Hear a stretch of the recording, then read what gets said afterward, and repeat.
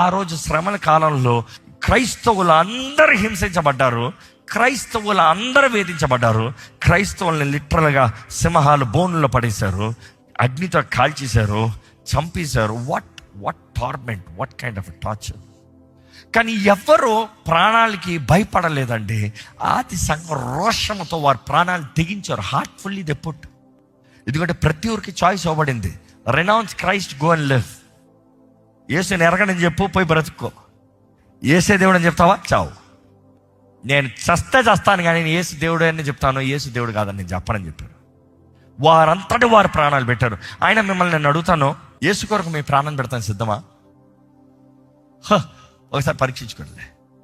ఎందుకంటే ఈరోజు చాలామంది చిన్న కష్టం వస్తే చాలు, వేస్ట్, వేసేయండి మీ ఏం ప్రయోజనం అంటారు. I will tell you have never encountered అని అర్థం. నిజంగా ఒక్కసారి ఆయన దర్శనాన్ని పొంది ఒకసారి ఆయనతో ఎన్కౌంటర్ అయిన ఎవరో ఆయన లేడని చెప్పలేరు, ఆయన వద్దని చెప్పలేరు, ఆయన విడిచిపోతానని అస్సలుగా అనలేరు. Maybe you have never had an encounter, but the encounter truly changes.